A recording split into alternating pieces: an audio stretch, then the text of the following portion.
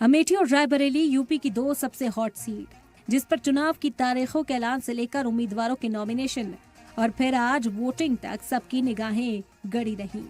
इन दोनों लोकसभा सीटों पर आज कई बड़े दिग्गजों की किस्मत का फैसला ईवीएम में कैद हो गया। बीजेपी की स्मृति ईरानी और कांग्रेस के राहुल गांधी इस बार अलग अलग सीटों से अपनी किस्मत आजमा रहे हैं, मगर दोनों ही लीडरान की नजर एक दूसरे की सीट पर बनी रही। राहुल गांधी ने इस दिन की शुरुआत रायबरेली के चुरवा हनुमान मंदिर में पाठ पूजा के साथ की, तो अमेठी की मौजूदा बीजेपी एमपी और इलाके में अपना घर बना चुकी स्मृति ईरानी ने अपना वोट डाला। इस बीच राहुल गांधी को आज रायबरेली में प्रोटेस्ट का भी सामना करना पड़ा। राहुल पोलिंग बूथ पर इंतजामात का जायजा लेने पहुंचे थे, मगर कुछ लोग उनके खिलाफ नारे लगाने लगे। मगर इसके बावजूद राहुल गांधी और कांग्रेस का कॉन्फिडेंस हाई है, जिसकी वजह है यूपी की सभी 14 जिलों में हुई जबरदस्त वोटिंग। अमेठी और रायबरेली में भी वोटिंग परसेंटेज पिछली बार से काफी अच्छी रही।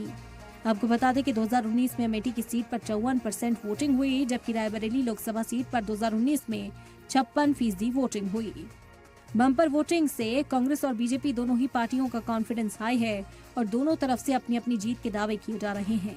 किसी पोलिंग पे 2, किसी पोलिंग पे 4 वोट भाजपा को मिल रहे हैं। रायबरेली में एक तरफा चुनाव वाक़ चल रहा है। मैं लोगों से बात कर रहा हूँ, तो मैं बहुत विश्वास पूर्वक कह सकता हूँ 14 सीटों में हम 10 से ज्यादा सीटें जीतेंगे। आज की तारीख में रायबरेली में मैं कह सकता हूँ कोई ऐसा बूथ नहीं होगा जहाँ कमल नहीं खिल रहा है। हम सौभाग्यशाली हैं कि देश की भारतीय जनता पार्टी के नेतृत्व ने हमको रायबरेली से अपना प्रत्याशी, अपना आशीर्वाद देकर के भेजा और मैं रायबरेली में कमल खिलाने में सफल रहा।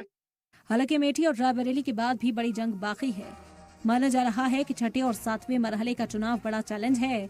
छठे मरहले में जिन सीटों पर एनडीए और इंडिया इत्तेहाद को कड़ी टक्कर मिल सकती है, उनमें सुल्तानपुर में बीजेपी की मेनका गांधी और समाजवादी पार्टी के राम निषाद के बीच महामुकाबला है, जबकि फूलपुर सीट पर बीजेपी के प्रवीण पटेल और समाजवादी पार्टी के अमरनाथ सिंह की भिड़ंत होगी, जबकि आजमगढ़ में अखिलेश यादव के भाई और समाजवादी पार्टी के उम्मीदवार धर्मेंद्र यादव और बीजेपी से भोजपुरी फिल्म स्टार दिनेश लाल यादव आमने सामने होंगे।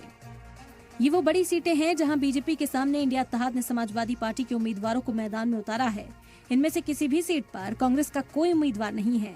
हालांकि इन सीटों पर राहुल और अखिलेश ने साथ मिलकर इंतखाबी तशहीर में खूब हिस्सा लिया।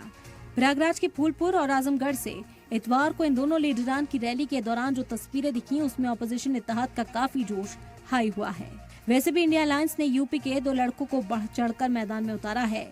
यूपी में कांग्रेस और समाजवादी पार्टी का तालमेल भी अब तक काफी बेहतर रहा है और माना जा रहा है कि दोनों ही पार्टियां चुनाव के आखिरी दौर तक इसी तालमेल के साथ आगे बढ़ती रहेंगी। ब्यूरो रिपोर्ट, सलाम टीवी।